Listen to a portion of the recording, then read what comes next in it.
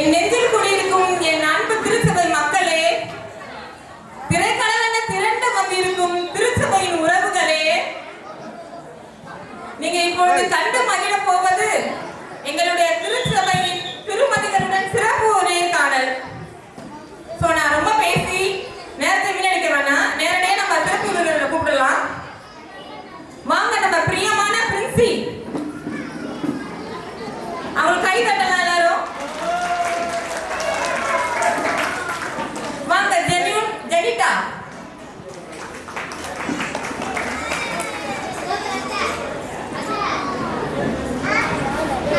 வாங்க ராக்கி ரூபா, உண்மையான கை தட்டலாம் நல்லா. ஜெயிக்கிறதுக்குனே பாருங்க நம்ம ஜெயித்தி.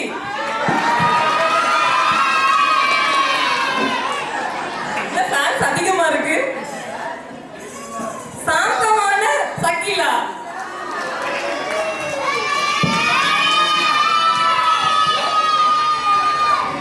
நான் இவங்க கிட்ட ஒரு 6 கேள்வி கேட்பேன். இவங்க எல்லாரும் என்ன பதில் சொல்றாங்கன்னு பார்ப்போம். நீங்களும் அந்த கேள்விக்கு உங்க மனசுல நீங்களே பதில் சொல்லிக்கோங்க. முதல் சுற்று. நம்ம சர்ச்சில் எல்லா ஐக்கியமும் தான் இருக்கு, ஆனா நம்ம வாலிபர் ஐக்கியம் தான் இருக்கோம். அதை பத்தியான ஒரு கேள்வி. மாதம் மாதம் நடக்கிற நம்ம வாலிபர் ஐக்கிய கூடுகையில கலந்துப்பீங்களா? இதான் உங்களோட கேள்வி. சொல்லுங்க பிரின்சி. வாலிபர் கூடுகைக்குலாம் என்னாலலாம் வர முடியாது. சண்டே அதுவுமா பிரேயர் முடிச்ச பிறகுதான் நீங்க வாலிபர் கூடுகையே வைக்கிறீங்க. அப்புறம் முடிச்சதுக்கப்புறம் வைக்கும்போது தான் நாங்கள் பிரேயர் முடிஞ்சதுக்கு அப்புறம் தான் வீட்டில் போய் மட்டன் வாங்கி சமையல் பண்ணி அன்னைக்கு ஒரு நாள் விதவிதமாக சமையல் பண்ண முடியும். விதவிதமா? ஆமாம். அன்னைக்கும் நீங்கள் பிரேயர் முடிச்சாலும் வச்சுருந்தா நாங்கள் எப்படி சமையல் பண்ணி எப்படி சாப்பிட்றது? அதனால என்னாலலாம் வர முடியாது. உங்கள் வீட்டில் அன்னைக்கு தான் நான்வெஜ்ஜா? கண்டிப்பாக. வேணா நீங்களும் வேணா சண்டே வாங்க. கண்டிப்பாக வரேன். அடுத்தது நம்ம ஜெனிட்டா, சொல்லுங்க. மாசம் மாசம் வாலிபர் கூடுகை வைக்கிறீங்க, ஆனா ஃபங்க்ஷன் எப்பமாவது தானே வரும். எனக்கு ஃபங்க்ஷன் தான் பிடிக்கும். அதுவும் கரெக்ட் தான்.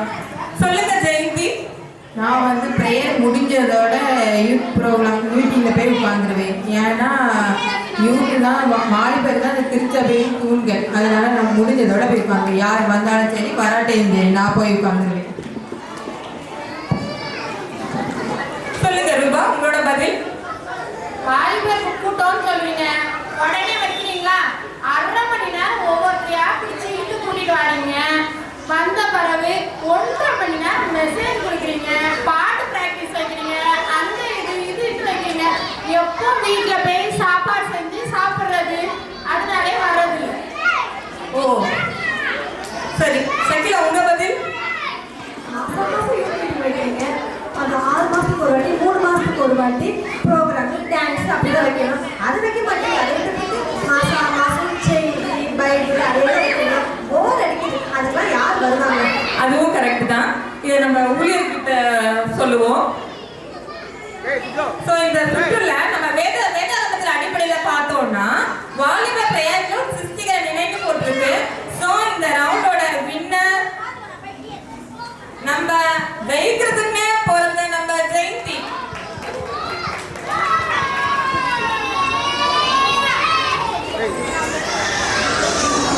ஒரு சுற்று முடிவுல ஆடியன்ஸ் நீங்க கொஞ்சம் உற்சாகப்படுத்தலாம் ஜெயிக்கிறவங்களுக்கு. 2ஆம் சுற்று. ரெடியா இரு. 5 மணிக்கு வரேன்னு உங்க கணவர் சொல்லிட்டு ஆபீஸ்க்கு போறாங்க. நீங்க நல்லா மேக்கப் போட்டு செம்மையா ரெடி ஆயிருக்கீங்க, நல்லா ட்ரெஸ் பண்ணிட்டு பூவெல்லாம் வச்சுட்டு என்னைக்கெல்லாம் ஃபங்க்ஷன் போற மாதிரி நல்லா ரெடி ஆயிருக்கீங்க ஷாப்பிங் போறதுக்கு. மணி 5 ஆகுது, 6, 7, 8 ஆகுது. மெதுவா கணவர் வீட்டுக்கு வராரு, கதவை திறக்கிறாரு. என்ன பண்ணுவீங்க? என்னதுமா? சொல்றேன். சொல்லுங்க. சாப்பாடே செய்ய மாட்டேன். முதல்ல பாத்திரம் எல்லாம் சும்மா பறக்கிற பறையில வீட்டுல லேட்டா வரும்னு நினைக்கவே மாட்டாங்க. கண்டிப்பா நினைக்க மாட்டாங்க.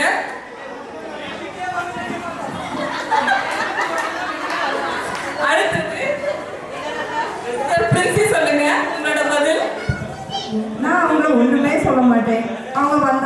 உங்களுக்கு டீ வேணுமா, காஃபி வேணுமா, எது வேணுமோ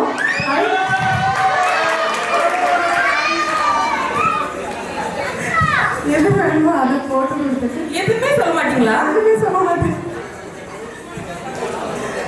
ஏன் லேட்டாக வந்தீங்கன்னு சொல்லி ரீசன் கேட்டு ஓகே இன்னொரு நாள் நம்ம ஷாப்பிங் வச்சுக்கலாம் சமாதானம் ஆயிடுவேன். இதை நான் இஸ்ரோல தான் கேட்கணும், முடிஞ்ச பிறகு கேட்குறேன். கேளுங்க. அண்ணா கரெக்டா கரெக்டா கரெக்டா? அது கரெக்ட். சோறு கிடைக்காதா? அடுத்தது சொல்லுங்க ஜெயந்தி.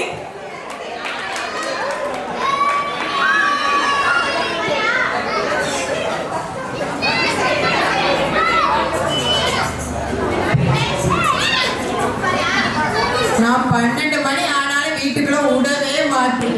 ஏன்னா ஷாப்பிங் போறதே வருஷத்துல ஒரு நாள் தான். அன்னைக்கும் லேட்டா வந்தா நான் வீட்டுக்குள்ள விடவே மாட்டேன். வெளியே தான் படுக்கணும். சாப்பாடும் கிடையாது. சாப்பாடும் கிடையாதா? கிடையாது. சொல்லுங்க சகிலா, உங்களோட பதில். நான் ஒண்ணுமே பண்ண மாட்டேன்ப்பா.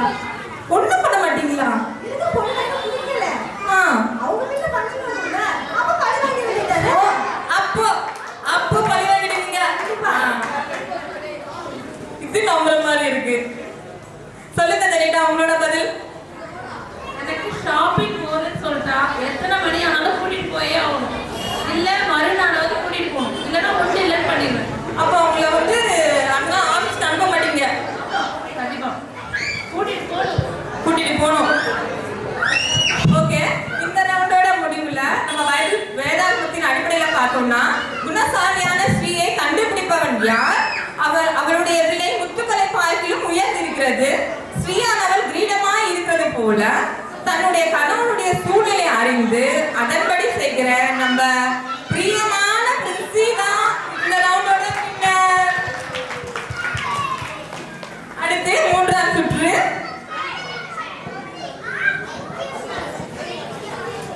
உங்களுடைய ஆவிக்குரிய வாழ்க்கை, ஜெப ஜீவியம், வேத வாசிப்பு எப்படி உள்ளது? சொல்லுங்க ஜெனிட்டா. சிஸ்டர், நான் அதிகாலை 3 மணிக்கெல்லாம் ஜெபிப்பேன் சிஸ்டர். என்ன 3 மணிக்கு எழுந்திருக்கீங்களா? ஆமா சிஸ்டர். எல்லாரும் தூங்கிட்டு இருப்பாங்க, நான் ஜெபிப்பேன். தினமும் வேதம் வாசிப்பேன். ஒரு நாளைக்கு 5 வேளை ஜெபிப்பேன் சிஸ்டர். 5 வேளையா? தானியலே 3 வேளை தான் ஜெபிச்சிருக்காங்க. நம்ம ஜெனிட்டா 5 வேளை ஜெபிச்சிருக்காங்க. தேவ கிருபை சிஸ்டர். தேவ கிருபை. ஜெயந்தி சொல்லுங்க ஜெயந்தி. நான் ஏன் ப்ரேயர் பண்ண, எனக்காண்டி ப்ரேயர் பண்ணுறதுக்கு சபை மக்கள் இருக்காங்க. வர்ற ஊழியக்காரங்கிட்டலாம் ப்ரேயருக்கு எழுதி கொடுத்துருவேன். பறையா நான் ப்ரேயர் பண்ணேன். எனக்கெல்லாம் ப்ரேயர் பண்ண டைமே கிடையாது. ஐபிசிங்க. ஆமா, அவ்வளோ பேர் ஜெபிக்கிறாங்க. உங்க அம்மா தான்? ஆமாம். போராடி எனக்கு போராடி ஜெபிக்கிறதுக்கு எங்கள் அம்மா வேற இருக்காங்க. பிறகு நான் ஏன் ப்ரேயர் பண்ணணும்? ப்ரேயர் பண்ணே வேணும். அது சரிதான். இத்தனை பேர் ஜெபிக்கிறாங்க, நீங்க ஏன் ஜெபிச்சுக்கிட்டு? ஆமாம். சொல்லுங்க ரூபா, உங்களோட பதில். விடியாலும் ஜெபத்துக்கு ஆளுக்கு முன்னாடி வந்துடுவேன் தவறாம. ஃப்ரைடேக்கு முன்னாடியே கண்டிப்பா ஃப்ரைடே சர்வீஸ்க்கு முதல் ஆளா வந்துடுவேன். தேவான மக்களே கேட்டுக்கோங்க. சொல்லுங்க ரூபா.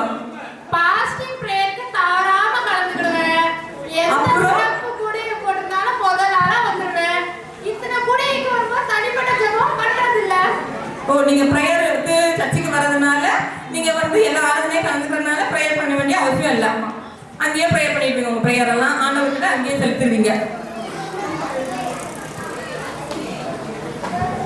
சொல்லுங்க சகிலா, உங்களுடைய தனிப்பட்ட ஜெபம். டைம் கிடைக்கும் போது தான் பொண்ணு பண்ணுவேன். நான் டைம் கிடைக்கலன்னா டைம் கிடைச்சா எப்படி பண்ண முடியும்? டைம் கிடைச்சா மட்டும்தான் ப்ரே பண்ணுவேன். டைம் கிடைச்சாதான் பண்ணுவீங்க, பண்ணலன்னா கிடைக்கலன்னா பண்ண மாட்டீங்க. ஆமா பொண்ணு பண்ண மாட்டேன். சொல்லுங்க பிரின்சி, உங்களோட பதில். நமக்கு வீட்டுல எவ்வளோ வேலை இருக்கு. வீட்டை பெருக்கணும், பாத்திரம் கழுவணும், சமையல் பண்ணணும், சமைச்சதை சாப்பிடணும். ஆமா, இப்ப ரொம்ப பெரிய வேலை சமைச்சு சாப்பிடுறது. கண்டிப்பா சாப்பாடு ரொம்ப முக்கியம்ல. இதுல நமக்கு எப்பமாவது டைம் ஃப்ரீயா கிடைச்சு வச்சுக்கோங்க, உடனே போன் எடுத்து பைபிள் படிக்க ஆரம்பிச்சிடுவோம். இப்போ கூட பாருங்க பைபிள் தான் படிச்சுட்டு இருக்கேன். ஆமா கரெக்ட். போன்ல பைபிள் படிக்கிற மாதிரி தெரியலையே. வேணா இங்க செக் பண்ணுங்க. சரி, இந்த சுற்றோட அடிப்படையில கேள்வியோட அடிப்படையில அதிகாலையில் என்னை தேடுகிறவன் என்னை கண்டடைவார்கள் அந்த வேத வாக்கியத்தின்படியும் முதலாவது தேவனுடைய ராஜ்யத்தையும் அவருடைய அப்பொழுது இவெல்லாம் உங்களுக்கு கூட கொடுக்கப்படும் என்ற வேத வசந்த பிரகாரமாக 3 வேளை இல்லாம 5 வேளை தெரிவிக்கிற நம்ம ஜெனியூன் ஜெனிட்டா தான் இந்த ரவுண்டோட வின்னர்.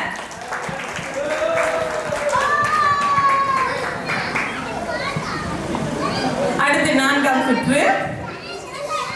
நம்ம சர்ச்சில் முக்கியமான ஊழியமே சண்டே கிளாஸ் ஊழியம் தான். ஏன்னா சிறு வயதுல நம்ம பிள்ளைங்களை சண்டே கிளாஸ் அனுப்பும்போது தான் அவங்க கர்த்தருக்கு கீழ்ப்படிந்து வழியில் நடந்து போவாங்க. இப்போ உங்க கேள்வி என்னன்னா, உங்க பிள்ளைகளை சண்டே கிளாஸ்க்கு அனுப்புவீங்களா? இதான் உங்களோட கேள்வி. சொல்லுங்க சகிலா. சண்டே ஒரு நாள் தான் லீவு, அதுலயும் எப்படி பிள்ளைய சர்ச்சை கூட்டு வர முடியும் பொண்ணு? அதனால பிள்ளைய தூங்க வச்சுட்டு வீட்டை பூட்டிட்டு நான் சர்ச்சைக்கு வந்துடுவேன். வீட்டை பூட்டிட்டு நீங்க மட்டும் வந்துருவீங்க? கண்டிப்பா நான் வந்துடுவேன். நீங்க மட்டும் தவறாம சர்ச்சைக்கு வந்துருவீங்க. ஓகே, அடுத்து நம்ம ரூபா. சொல்லுங்க ரூபா. ஸ்கூலுக்கு எப்படி அனுப்புறேனோ அதே மாதிரி சண்டே கிளாஸ்க்கும் தவறாம அனுப்பிடுவேன். ஸ்கூலுக்கு எதெல்லாம் ரெடி பண்ணி இருக்கோ அதே மாதிரி சண்டே கிளாஸ்க்கு என்னென்ன தேவையோ முந்தின நாளே சொல்லி கொடுத்து படிக்க வச்சு தவறாம அனுப்பிடுவேன். நீங்க? கண்டிப்பா.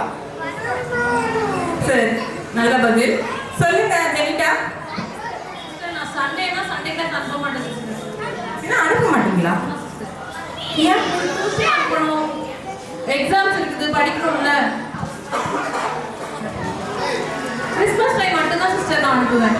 அது என்ன கிறிஸ்மஸ் டைம் மட்டும்? அப்பதானே பிள்ளைங்க ஸ்டேஜ்ல பெர்ஃபார்ம் பண்ணுவாங்க, கிஃப்ட்லாம் கொடுப்பாங்க. ஓ, ஸ்டேஜ்ல பெர்ஃபார்ம் பண்ணுவாங்க, கிஃப்ட் தருவாங்க, அந்த கலர் லைட்டா போட்டு டான்ஸ் ஆடுவாங்க.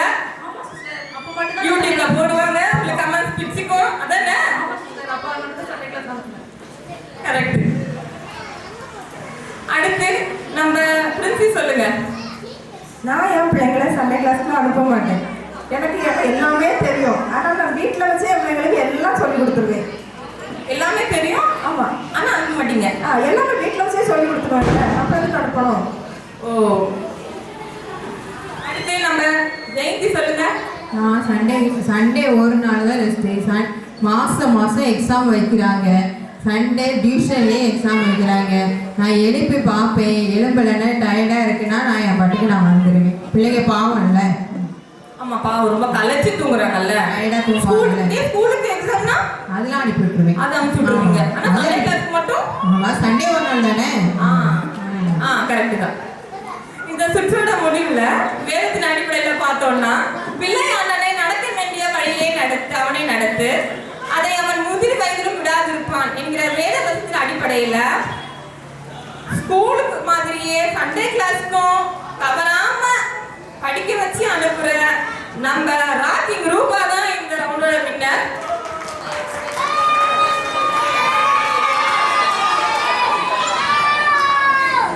ஐந்தாம் சுற்று. இது இல்லாம யாருமே இருக்க முடியாது. இப்ப கூட எல்லாரோட கையில இது இருக்கும், கண்டிப்பா இருக்கும். சின்ன குழந்தை கூட இத பார்த்து பக்கன்னு சிரிச்சுக்கிட்டே கிடக்கும். அதை கொடுத்தா போதும், அது பாட்டு அமைதியா இருக்கும். அது என்னன்னா, அதுதான் நம்ம கையில நம்ம ஆட்டி படிக்கிற செல்போன். இப்போ உங்க கேள்வி என்னன்னா, செல்போனை நீங்க எப்படி பயன்படுத்துவீங்க? இதான் உங்களோட கேள்வி. சொல்லுங்க ஜெயந்தி. நான் செல்போன் இல்லாமல் நான் இருக்கவே மாட்டேன். சாப்பிட்றேனோ என்னமோ, எனக்கு சாப்பாடுலாம் முக்கியமே இல்லை. ஃபோன் தான் முக்கியம். காலையில் எடுத்த ஃபோனை நைட்டு 2 மணி வரை, எத்தனை மணி வரை அதனால் ஃபோனை நான் வச்சுக்கிட்டே தான் இருப்பேன். ஃபேஸ்புக், இன்ஸ்டாகிராம் எல்லாத்துலேயும் எத்தனை லைக் வந்திருக்குது. வாட்ஸ்அப்பில் டிவி மாற்றுறது, வாட்ஸ்அப்பில் ஸ்டேட்டஸ் வைக்கிறது, அதெல்லாம் எத்தனை பேர் பார்த்துருக்காங்க. வாங்க இப்போ கூட ஒரு செல்ஃபி எடுத்து ஸ்டேட்டஸ் வைக்கலாம். ரெடி, இதெல்லாம் வேணாம், அப்புறம் முடிஞ்ச பிறகு பார்த்துக்கலாம். போலப்பா. அதனால காலையில இருந்து நைட்டு வரைக்கும் எனக்கு செல்லு தான் முக்கியம். தெரியுது, நீங்க சொல்லும் போது எல்லாரும் கிளாப் பண்றத பார்த்தா தெரியுது. எல்லாரும் நிறைய பேர் இதுல உங்க லிஸ்ட்ல இருப்பாங்க போல. அப்ப மட்டும் தானா? அடுத்து சொல்லுங்க சகிலா. தேவையில்லாம செல்போன் யூஸ் பண்ண மாட்டேன். தேவையில்லாம யூஸ் பண்ண மாட்டீங்களா? ஆமா, நான் தேவையில்லாம போன் யூஸ் பண்ணவே மாட்டேன். இப்போ கூட பாருங்க, என்கிட்ட போன் இருக்கா பாருங்க, போன் இல்லையே. அடுத்து சரி சகிலா. அடுத்து அடுத்து ஜெனிகா சொல்லுங்க உங்களோட பதில். சமைக்கிறதே செல்போன்ல தான் சிஸ்டர். எனக்கு சமைக்கிறதே செல்போன்லையா? புரியலையே. செல்போன் இங்க இருக்கும், அடுப்பு அங்க இருக்கும். யூடியூப்பை பார்த்து சமைப்பேன் சிஸ்டர். ஓ யூடியூப்ல பார்த்து விதவிதமா சமைச்சு விதவிதமா சமைப்பேன் சிஸ்டர் யூடியூப்பை பார்த்து. ஓ உங்களோட கணவருக்கு வந்து விதவிதமா சமைச்சு போடுவீங்க. ஓ அதுதான் இப்ப ரீசெண்டா ஜோக்கமான ஒரு சுத்து பெருசா இருக்காங்களோ.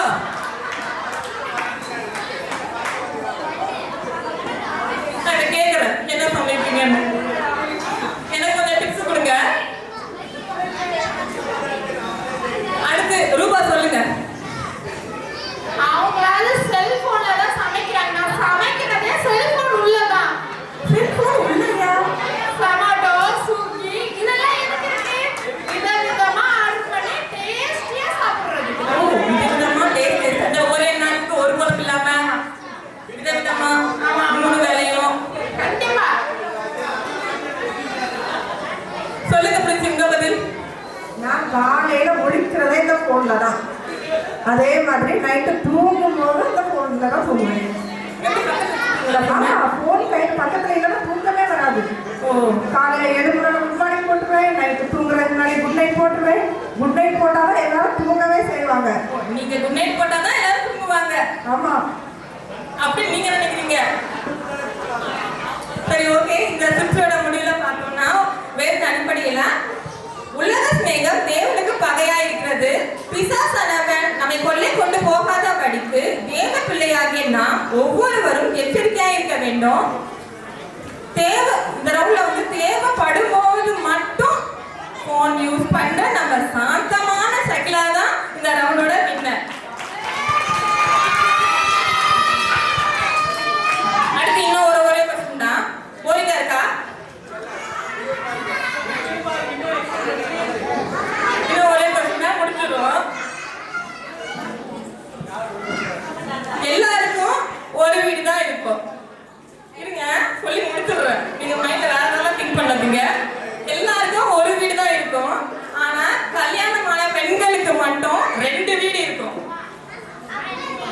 அதாவது நம்மள மாதிரி பெண்களுக்கு ஒண்ணு தாய் வீடு, இன்னொன்னு புகுந்த வீடு. இதெல்லாம் எதுக்கு நம்ம முக்கியத்துவம் கொடுப்பீங்க சொல்லுங்க. நல்ல கேள்வி இது. பார்க்கலாம் பதில் எப்படி சொல்றாங்கன்னு. சொல்லுங்க பிரின்சி. எனக்கு எங்க அம்மா வீடு முக்கியம்தான். ஆனா அதுக்காக எங்க மாமியார் வீடு பார்க்காமல இருக்க மாட்டேன். எனக்கு என்ன வேணுமோ அதை பண்ணிட வேண்டியதுதான். ஓ அவங்களுக்கு என்ன தேவையோ அதை பண்ணிடுவீங்க. ஆமா, அதை மட்டும் செய்து கொடுப்பேன். சொல்லுங்க சகிலா.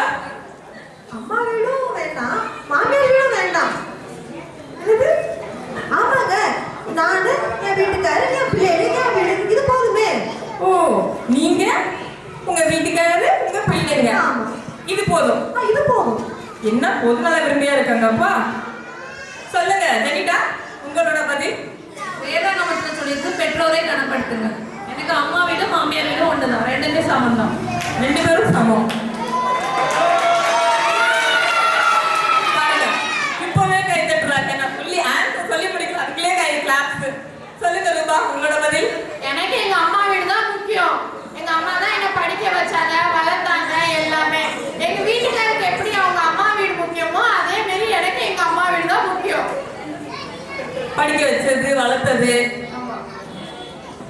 சொல்லுங்க ஜெயந்தி. மாமியாராச்சு எனக்கு பிடிக்கவே பிடிக்காது. காலையில ஆரம்பிச்சதுலேருந்து நைட்டு வரைக்கும் நொயின்னு அந்த வேலையை செய்ய இந்த வேலையை செய்யணுங்கிட்டு பக்கத்துல வீட்டுக்காட்ட பார்த்து பேசினா பிடிக்காது, பைக்ல போனா பிடிக்காது. அதனால மாமியார் இருக்கிறது எனக்கு பிடிக்கவே பிடிக்காது. அப்பா வந்துட்டு கேள்வி கேட்க கூட சேர்ந்து எனக்கும் திட்டுது. ஓகே இந்த ரவுண்டோட யாருக்கு பார்த்தோம்னா நம்ம என்னதான் தான தர்மம் செஞ்சாலும் அன்பு நமக்கு இராவிட்டால் ஒன்றும் இல்லை.